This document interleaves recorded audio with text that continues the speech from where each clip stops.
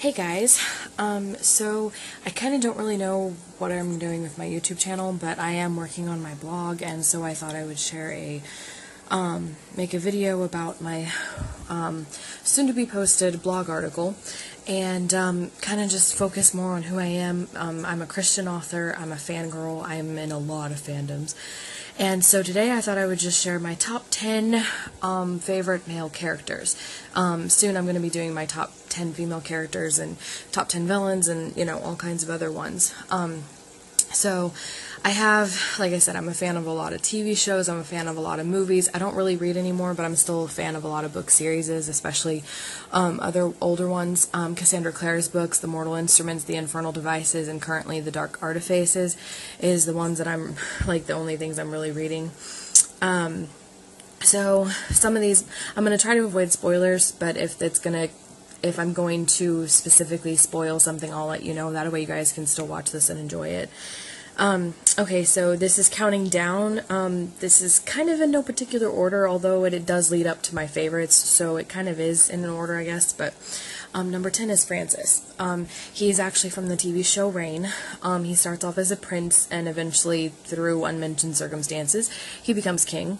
His main love interest is, of course, Queen Mary, Queen of Scots, and so he's this really kind character. He tries his best to be like a good prince and to really just be there for his country. He tries to be a good king. His character development and his arcs it takes him to some really interesting places. They set up all these hopes and dreams. He wants to be a good king. He wants to be able to love Mary as a person and still be able to put her kingdom first, but he always has to be a good king, he has to put his country first, and sometimes that would compromise Mary's kingdom. And it's just they take him and they drag him down and they crush those hopes and dreams, and it's just it takes him to an interesting place in his character development. And because character development is so important for me to like a character, they have to grow, they have to learn, they have to overcome obstacles. It's just part of what clicks with me and most people, but me specifically. And it just, so many feels, and I love him and Mary. I ship them so bad. Sorry if you're a Bash shipper. Bash is Mary's other love interest, by the way. But, so I ship her and Francis. I won't tell you how that ends up, since that is a major love triangle and a spoiler. But I do love her and Francis, and I always will. He has my heart. So number 9 is Robb Stark. He's from Game of Thrones. And, oh my gosh, what is not to like about Robb Stark? I mean, he's ruggedly handsome. He's immediately likable. I mean, he kind of starts off not really as a boy because he's an older, kind of a young adult actor, but, he seems like he has little cares in the world, and he's, his father is Lord of Winterfell, and he's, has all these siblings and kind of a cool start, and then he ends up having all this responsibility put on his shoulders, and he's not sure, I don't know if he's not sure if he's ready for it, but, it makes us wonder, is he really ready for the responsibility that's been dumped on him?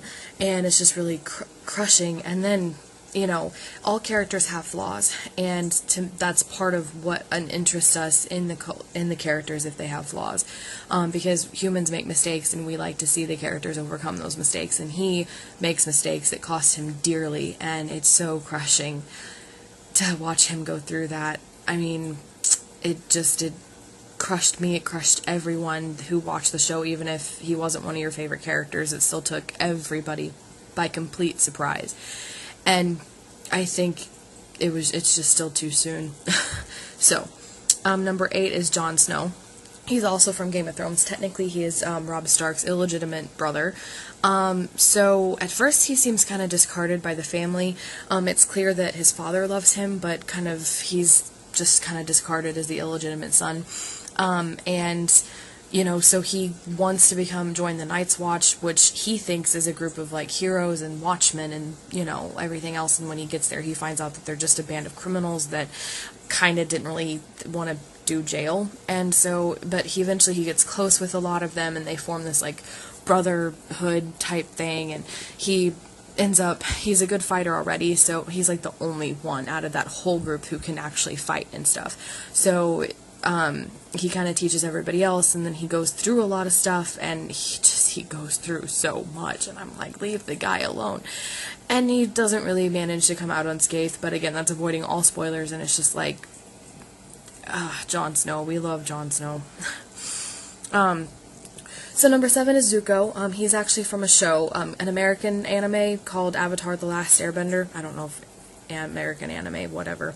But his development outside of Anakin Skywalker, Zuko's is like the best I've ever seen.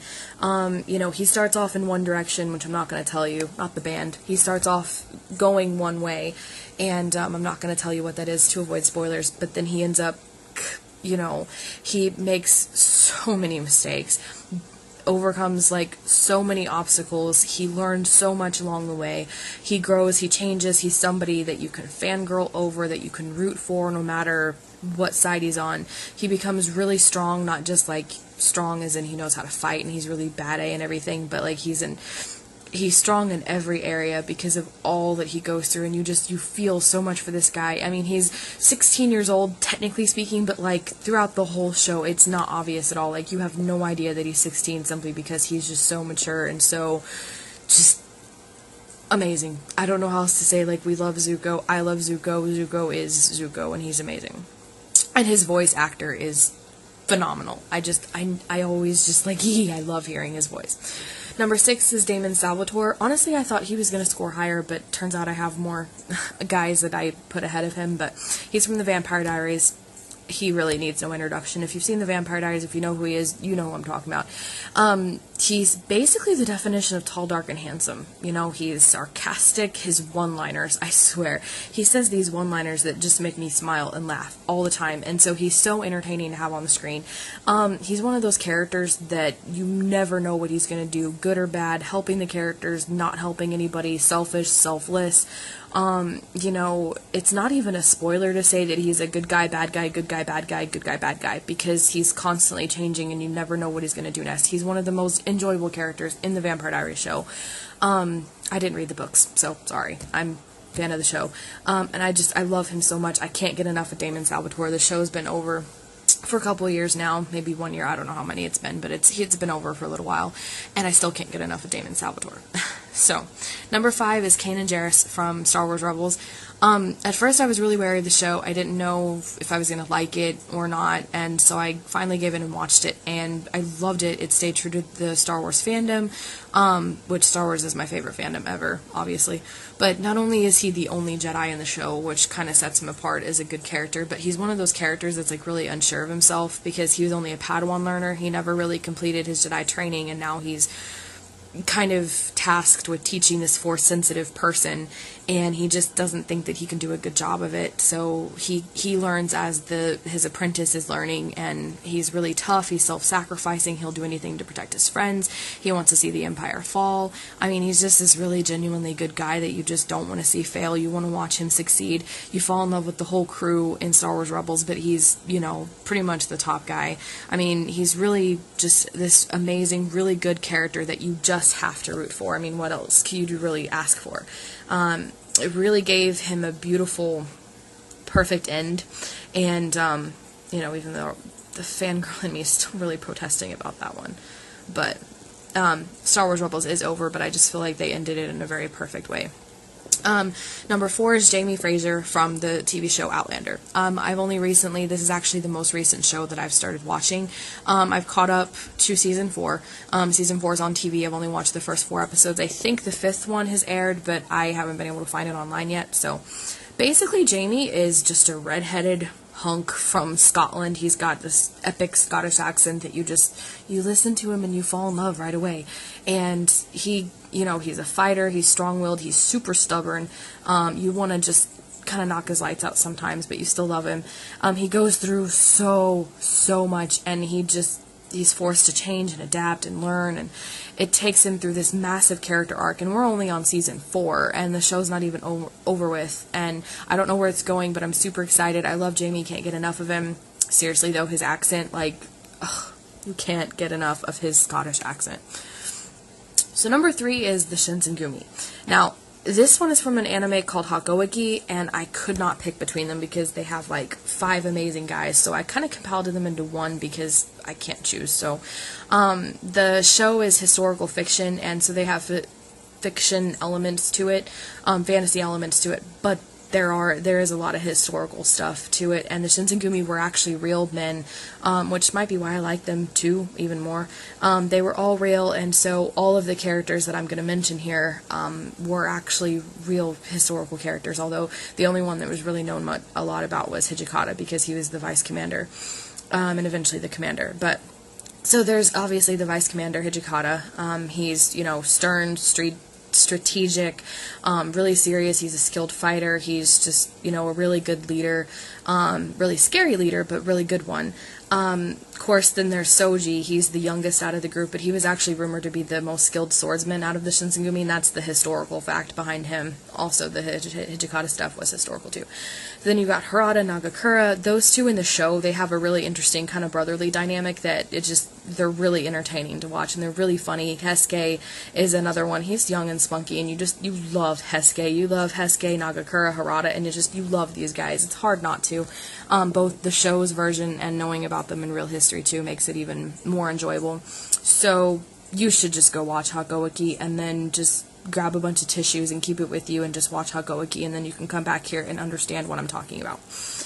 So number 2 is Jace Lightwood, or Morgenstern, Herondale, Wayland, whatever last name you want to use for him based on where you are in the current franchise. So, like I said, he is from the book series called The Mortal Instruments by Cassandra Clare. They recently made a TV show called Shadowhunters, and some fans hate it. I love what they've done with it. They've changed a lot, but they've kind of stayed true to the books, but they've changed a lot, and I feel like the changes are good, but that's a whole nother thing. So, he's a fighter. He's sarcastic. He is so sarcastic. I mean, him and Damon would be interesting to have a scene together. So, the arc he has with his main love interest, Clary, that's only half of why I love him. He's got a lot of daddy issues, which, who doesn't love a guy with daddy issues? I mean, this creates a lot of, conflict inside of him. He's got a massive character arc from one book to another, to another, to another, and the show, really took those arcs and, expanded upon it and went some really cool directions with it, and I can't wait for the final season. The show's been canceled, but they're still going to give us a final season to tie up loose ends, and we love Jace, Wayland, Lightwood, whatever you want to call him. You can't help but just love him. So number 1 is Anakin Skywalker. This is probably a no-brainer. He's from Star Wars. You've probably heard of him, so it's not a spoiler to say that he becomes the main villain in the whole series. Just his whole turn to the dark side and this transition is one of the greatest character arcs on screen, in my opinion. He's a fighter. He has a lot of pent-up anger. He wants to become powerful. He's conflicted. He's scarred from his past. He grew up as a slave, and he wanted to protect the ones that he loved because he watched his mother get, beaten and misused all the time, and he wants to free all the slaves, and eventually when he fails to save his mother, it spurs him to just have a lot of this bitterness. And then when he panics and sees the visions of his wife dying in childbirth, he feels like he has to save her, and so he'll go to any cost to save her. And he does the ultimate evil and turns to the dark side to save his wife, and in the end he kind of loses everything, and he suffers, and then there's hope at the end, and his story is just breathtaking and inspiring, and he's awesome. I love Anakin. Think about him what you will, but he's one of my favorites. My number 1 favorite on this list, apparently. So, you can agree or disagree with any of these. What are some of your favorite characters? Do you agree with any of them on this list? Do you share some of these likes and interests? If you like some of these dudes, please, tell me in the comments. I'd love to chat with other fangirls or fanboys, about your favorite characters and what you think about their arcs and stuff. So, that's it for now.